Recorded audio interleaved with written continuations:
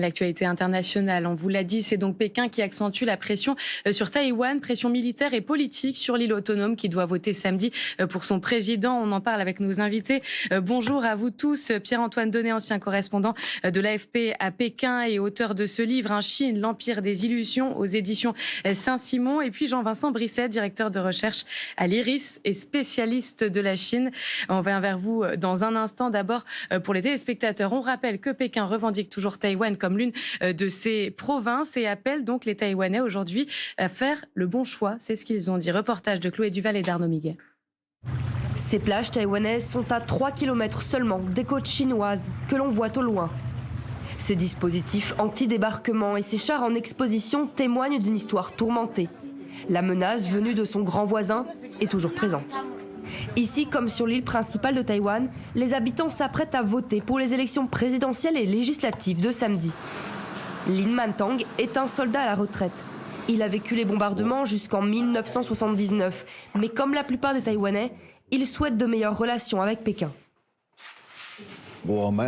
Il est préférable de maintenir le statu quo.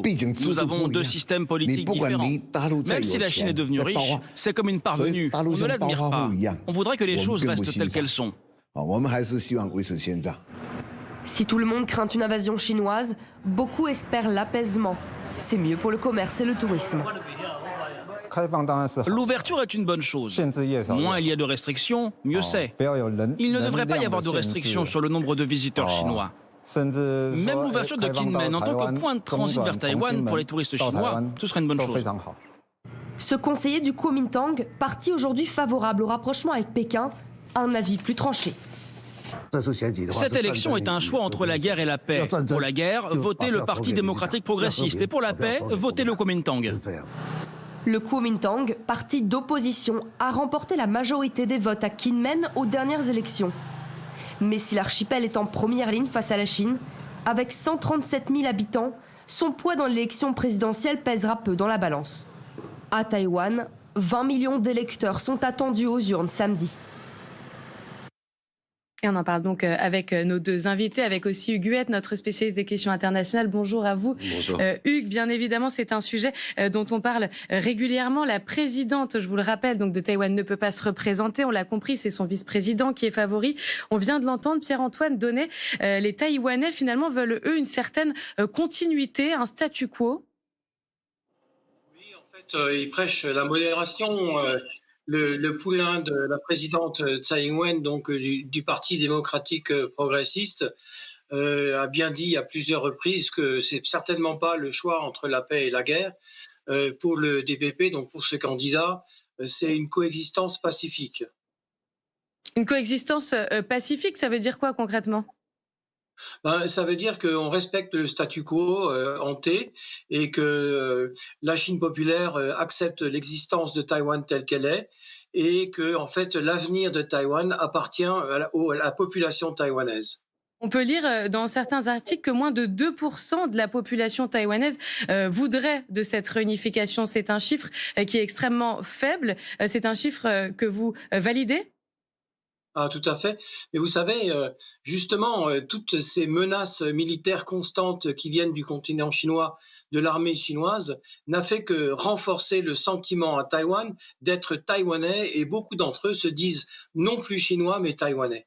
Jean-Vincent Brisset, vous êtes également avec nous. Pékin, on l'a compris, se méfie donc du favori du scrutin, celui qui est du Parti démocrate progressiste. Pas question de réunification s'il est élu, il l'a rappelé. Alors, pas question de réunification s'il est élu, et il faut bien comprendre que le Kuomintang non plus ne cherche pas la réunification. Le Kuomintang cherche à avoir des relations différentes avec la Chine populaire, cherche à avoir des relations plus constantes, mais c'est ce qui avait été d'ailleurs fait par le dernier président Kuomintang, mais on n'est absolument pas dans une réunification. Vous l'avez bien cité, il y a 2% simplement de la population taïwanaise qui serait intéressée par cette réunification. Il y a différents candidats, on les a un peu vus dans le sujet. Hugues, vous pouvez nous les rappeler, leurs différences ? Oui, alors le favori, donc il s'appelle William Ley, c'est le vice-président actuel. Il a 64 ans, c'est un médecin, mais qui a une longue carrière politique et il est très attaché donc à l'indépendance de l'île. Il préfère ne pas citer le mot indépendance qui a le don d'hérisser les Chinois, évidemment. Donc lui, il est le partisan d'un statu quo, mais Pékin ne le voit pas d'un très bon œil puisqu'il estime que son élection représenterait un grave danger. Alors voilà pour le favori. Son challenger, il s'appelle Hu Yuhi, c'est un ancien policier qui a été maire de la capitale. Lui prône un rapprochement avec la Chine, donc il est issu du vieux parti Kuomintang qui a fondé Taïwan en 1949. Il ne parle pas non plus d'un rattachement à la Chine, car il y a le contre-exemple de Hong Kong qui a certainement beaucoup inquiété les Taïwanais. D'ailleurs, on pourrait poser aussi la question à nos spécialistes à ce propos. Ben justement, on va leur poser la question précisément. Pierre-Antoine Donnet, on va vous donner la parole là-dessus. Écoutez, vous savez, Lai Ching-te, donc le candidat du Parti démocratique progressiste, il dit clairement les choses. En fait, aujourd'hui, nous sommes Taïwanais avant tout. Nous ne voulons pas des réunifications. Et d'ailleurs, la réunification était un terme impropre dans la mesure où le régime communiste chinois n'a jamais administré Taïwan. Donc, partant de là, les choses sont claires. Votez pour nous. Le Kuomintang cherche un accommodement avec la Chine. Nous n'en voulons pas. Par contre, nous sommes toujours ouverts à un dialogue. Alors, on va voir justement, vous avez rappelé, Hugues, un grave danger, ce sont les termes employés par Pékin pour qualifier les positions en faveur de l'indépendance du candidat favori. Regardez ce tweet du ministre taïwanais des Affaires étrangères sur le réseau social X, Joseph Wu. Pékin devrait cesser de se mêler des élections des autres pays et organiser les siennes. Il fustige les ingérences répétées du pays communiste. Jean-Vincent Brisset, bien évidemment, Taïwan a l'habitude maintenant, à chaque élection, qu'il y ait ces ingérences venues de Pékin. Oui, absolument. Alors, il y a deux sortes d'ingérences. Il y a les ingérences de type militaire, avec des exercices, avec des tirs, avec des pénétrations au-delà de la ligne de démarcation, enfin, la ligne qui existe plus ou moins entre les pays. Puis, il y a des ingérences qui sont plus politiques ou sociales, parce qu'on l'oublie souvent, mais il y avait énormément de Taïwanais, pratiquement 1 million de Taïwanais qui travaillaient sur le continent la semaine en général et rentrant le week-end. Il y avait des liaisons directes extrêmement importantes. Moi, quand j'ai vécu à Taïwan, il était interdit de penser à communiquer avec le continent. Il n'y avait pas de liaison directe, il n'y avait pas de téléphone, il n'y avait pas de courrier. Maintenant, c'est complètement ouvert à ce niveau-là. Il est évident que la Chine de Pékin en profite pour essayer de pousser des pions et de pousser via en particulier ces touristes aussi qui viennent du continent sur Taïwan. Ces touristes sont souvent quelquefois des agents de propagande. Mais ce que disait Pierre-Antoine au début est extrêmement important. Moi, j'ai connu Taïwan à une époque où les Taïwanais parlaient de Chinois du continent et de Chinois de Taïwan. À l'heure actuelle, les Taïwanais parlent de Taïwanais, ils se disent Taïwanais, ils parlent de Chinois. Est-ce que le précédent de Hong Kong, donc avec une démocratie qui a été balayée, des militants qui sont en prison, est-ce que cet exemple-là donc a interpellé Taïwan, notamment en matière de défense? Est-ce qu'ils se sont dit à ce moment-là, il faut vraiment qu'on fasse attention? Alors ça a interpellé violemment Taïwan, dans la mesure où ce que proposait Pékin, c'était un pays, deux systèmes. C'est-à-dire ce qu'il proposait, c'est qu'on reste au moins jusqu'en 2050 quelque chose qui avait son propre système de fonctionnement, sa propre démocratie, ses propres élections et son propre système de gouvernance interne. Simplement quelques domaines étant réservés à Pékin. La population taïwanaise a très clairement vu qu'on ne pouvait pas faire confiance à ce que disait Pékin, puisque tout ça a été balayé dans les dernières années par Pékin. Donc, à l'heure actuelle, les choses sont claires. Un pays de système, ça ne peut pas fonctionner. Personne n'y croit plus à Taïwan, donc peu personne n'en veut. Antoine Donnet, ça veut dire que finalement, ces intimidations et ces menaces de la Chine, elles ne prennent plus sur les Taïwanais ? Monsieur Brisset a totalement raison. À vrai dire, plus la Chine continentale menace, plus en face, ils sont déterminés à résister. Et vous savez, il y a toujours cette menace d'une guerre ouverte contre Taïwan. Les Taïwanais n'y croient pas vraiment, parce que si elle avait lieu aujourd'hui, selon toute probabilité, l'armée populaire de libération serait en échec. Parce que Taïwan n'est pas tout seul, il y a les États-Unis qui sont pas loin, et le Japon aussi. Donc les conditions ne sont pas du tout mûres pour une guerre.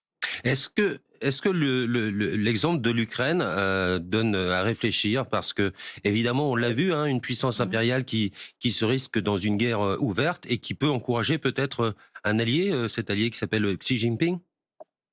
Alors vous savez justement, précisément, cette guerre brutale que livre la Russie à l'Ukraine depuis l'année dernière a été pour les Taïwanais un enseignement extrêmement précieux. Alors, bien entendu, les conditions ne sont pas les mêmes. Vous savez, l'Ukraine partage une frontière terrestre avec la Russie. Taïwan est une île, plus toute une série d'îlots autour, dont cette île de Kinmen dont vous avez parlé tout à l'heure. Donc envahir Taïwan est beaucoup, beaucoup plus compliqué que pour la Russie envahir l'Ukraine.